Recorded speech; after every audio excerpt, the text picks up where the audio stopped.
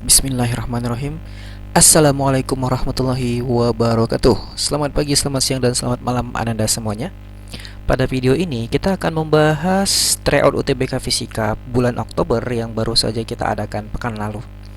Nah, jadi pada tryout ini ada beberapa topik dimulai dari dimensi, kemudian gaya normal, ada momen gaya, pegas, momentum, dan tekanan hidrostatik.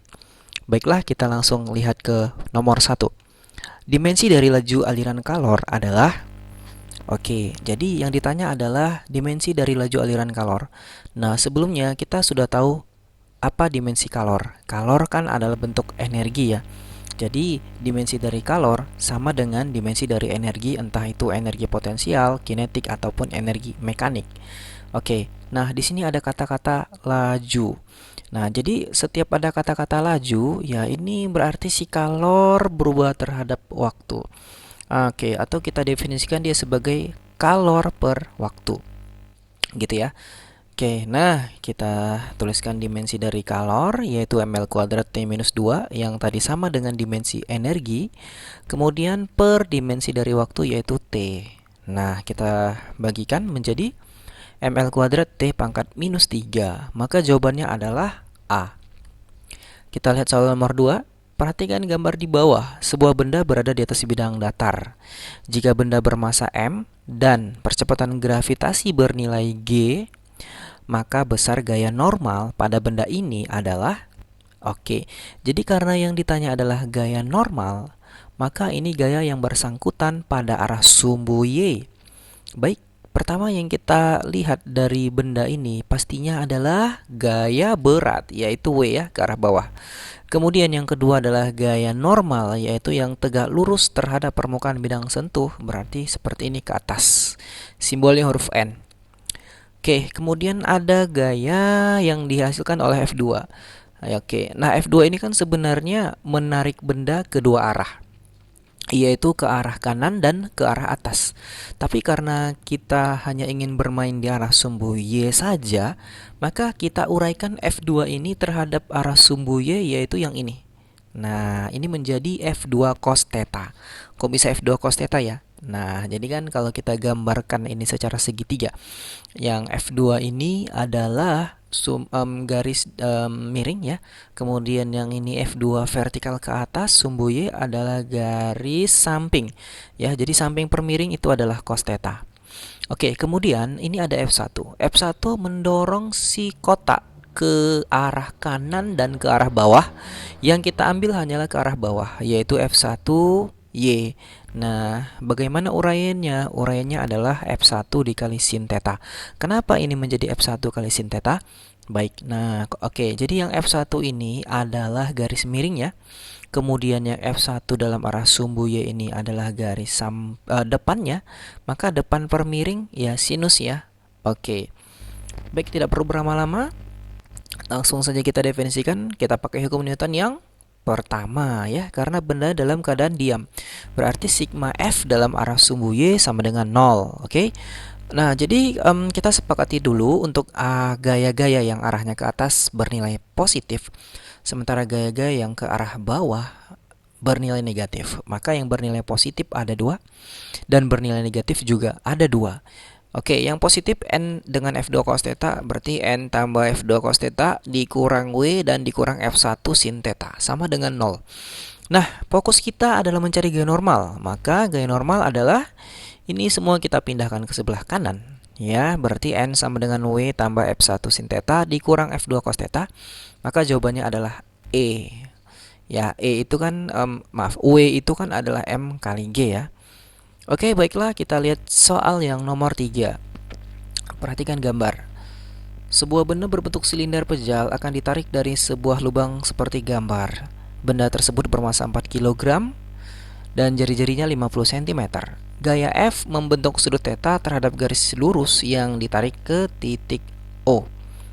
Jika silinder ditarik dengan gaya horizontal F sama dengan 50 Newton, maka momen gaya total yang bekerja pada silinder relatif terhadap titik O adalah jadi karena yang ditanya adalah momen gaya terhadap titik O-nya di sini.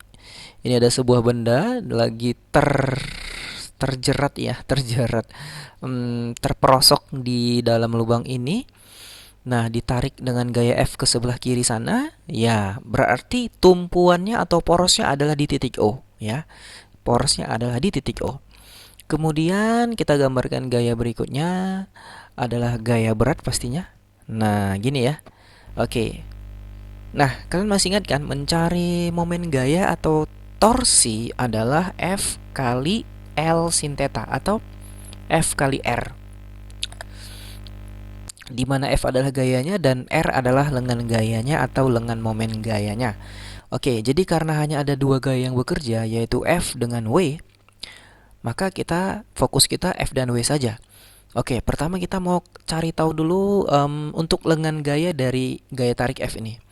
Masih ingat ya cara mencari lengan gaya? Kalau sudah lupa boleh dilihat lagi video sebelumnya tentang mencari lengan gaya. Nah, lengan gayanya kita tarik dari poros tegak lurus terhadap gaya F. Ini dia yang warna merah. Karena tetanya di sini ya, kemudian ini adalah jari-jari si silinder yaitu R, dan ini adalah garis yang miringnya. Kalau ini segitiga kan ini garis miringnya ya.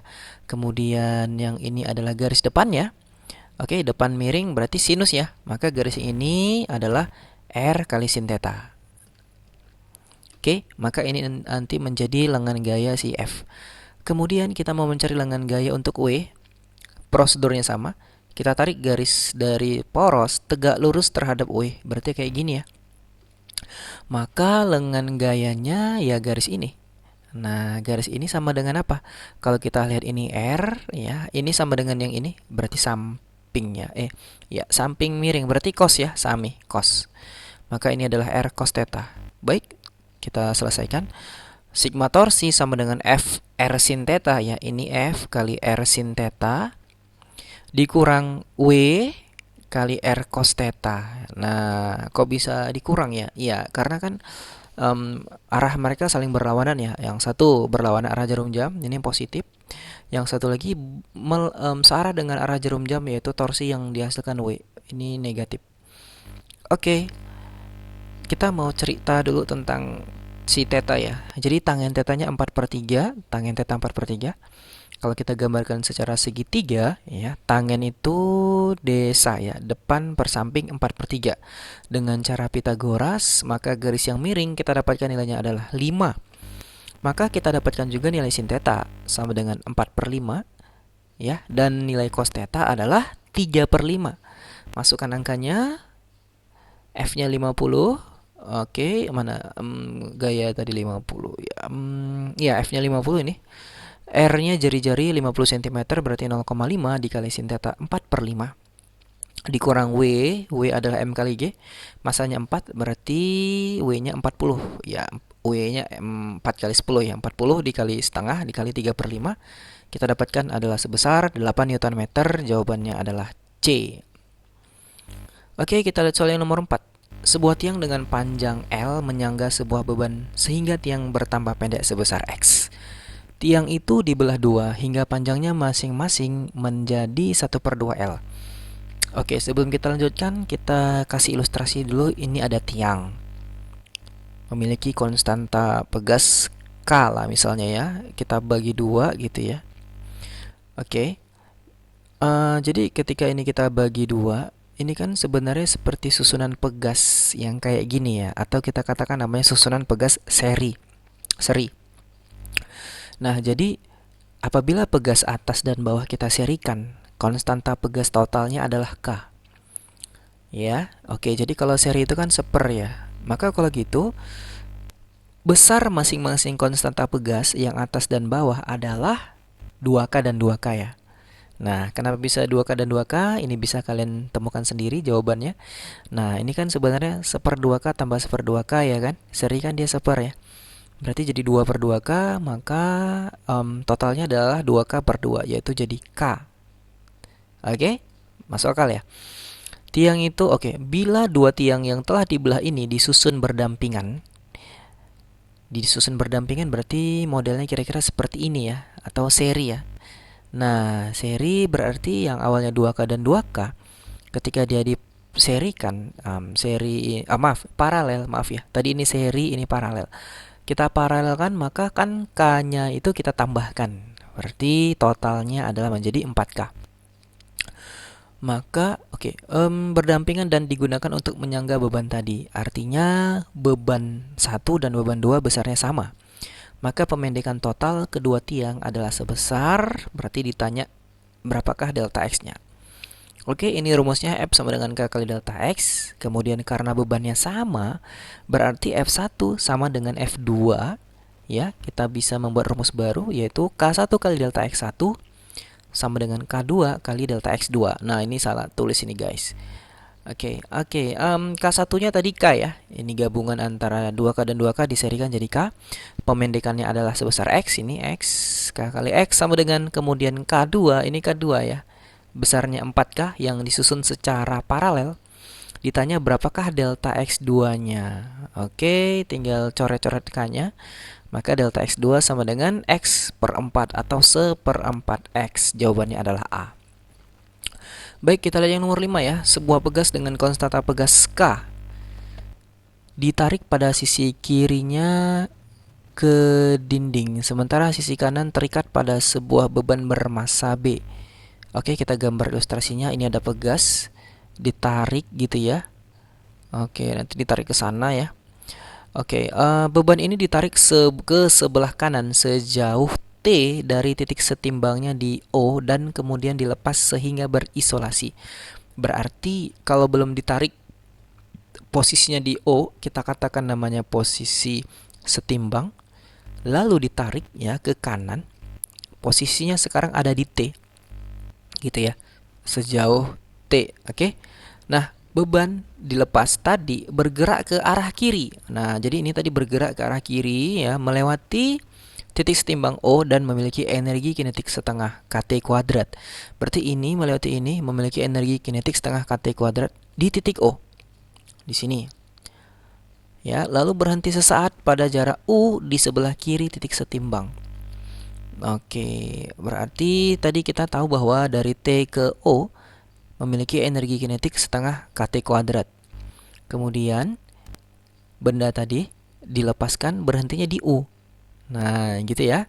Beban ini bergerak lagi ke arah kanan.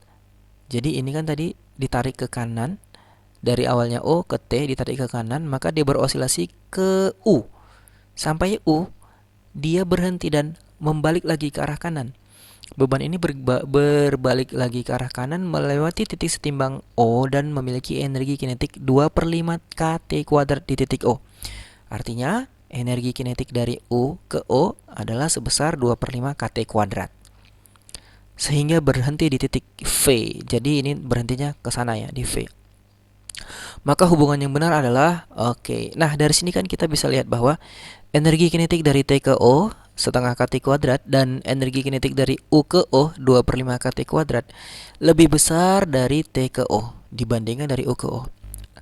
Nah, kalau kita tinjau lagi rumus energi potensial, yaitu setengah K kali delta X kuadrat, artinya ini menunjukkan besar delta X-nya gitu ya. Nah, berarti kan lebih besar si setengah ya. Karena lebih besar si setengah daripada 2/5, kita katakan T lebih besar daripada U. Jawabannya adalah D. Baik, kita lihat soal yang nomor 6. Suatu pipa gas memiliki luas penampang yang berbeda-beda dari pangkal sampai ujung. Namun luas penampang ujungnya dapat diatur ya. Pipa dihubungkan ke sumber gas yang memiliki debit konstan. Maka besar momentum partikel gas yang keluar dari ujung pipa adalah momentum ya. Momentum itu simbolnya huruf P ya. Rumusnya adalah massa kali kecepatan. Nah, karena dia ceritanya di sini tentang partikel gas, jadi kita mau ubah dulu si massanya ini. Rumusnya Rho sama dengan massa per volume, berarti massa sama dengan Rho kali volume ya. Kalau gitu rumus momentumnya menjadi seperti ini. P sama dengan Rho kali V besar kali V kecil, di mana V besar adalah volumenya dan V kecil adalah kecepatan aliran gasnya. Kemudian kalau kalian masih ingat lagi rumus debit, Q sama dengan A kali V, maka V kecil ini kecepatannya kita ganti menjadi seperti ini. Ini V-nya kita ganti dengan ini. V sama dengan Q bagi A. Oke, Q bagi A. Oke, kemudian ada lagi rumus debit Q sama dengan volume per waktu. Maka volume yang ini kita ganti menjadi Q kali T. Kita dapatkan rumus akhir momentum adalah rho kali Q kuadrat kali T per A. Nah, kira-kira mana yang benar ya?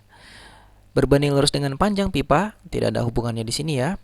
Berbanding terbalik dengan luas penampang pipa, nah ini dia jawabannya. Berbanding terbalik dengan A, luas penampang pipa. Baik, kita lihat soal yang nomor 7. Untuk meregangkan pegas sejauh 5 mm, diperlukan usaha sebesar 15 mJ. Besar gaya yang dikerjakan adalah, oke, ini tinggal masukkan rumus aja guys.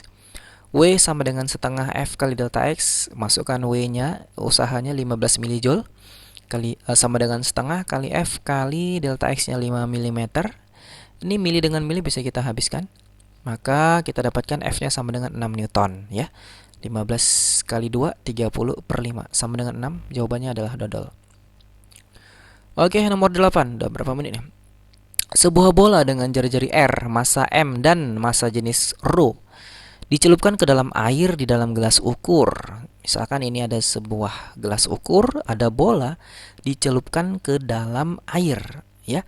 Bila bola tercelup seluruhnya dan air naik setinggi H. Jadi ketika dicelupkan, ini bola seluruhnya masuk dan airnya naik setinggi H.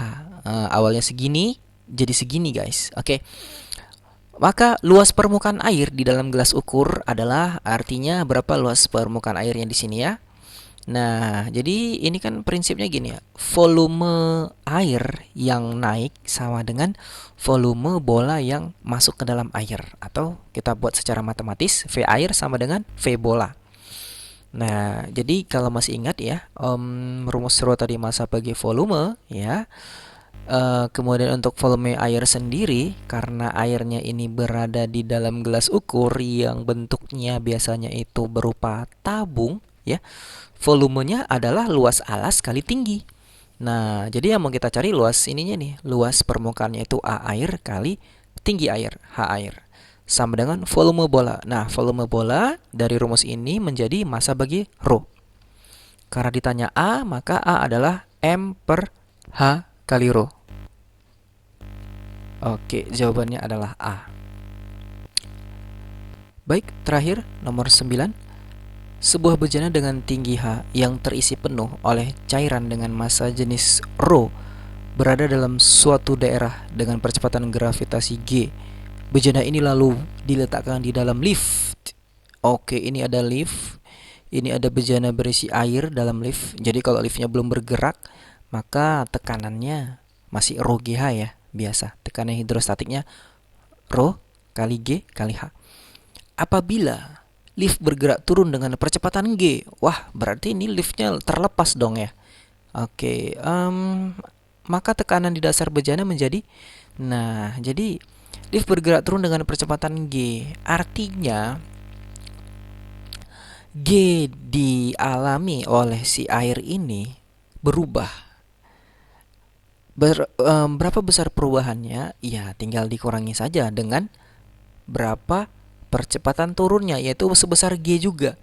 Berarti tekanannya menjadi rho kali G yang awalnya memang G dikurang dengan percepatan turunnya yaitu G. Berarti P sama dengan rho kali G kurang G kali H. Maka kita dapatkan P-nya sama dengan 0. Atau kita katakan air dan bejana turun bersama-sama. Jadi kalau air dan bejana turun bersama-sama, airnya tidak menyentuh dasar bejana lagi gitu ya. Jadi karena tidak menyentuh, tidak ada tekanan di bawah sini. Oke, jawabannya adalah E. Baik, sampai di sini saja pembahasan untuk tryout UTBK kita. Mudah-mudahan bisa dipahami ya. Assalamualaikum warahmatullahi wabarakatuh. Selamat pagi, selamat siang, dan selamat malam.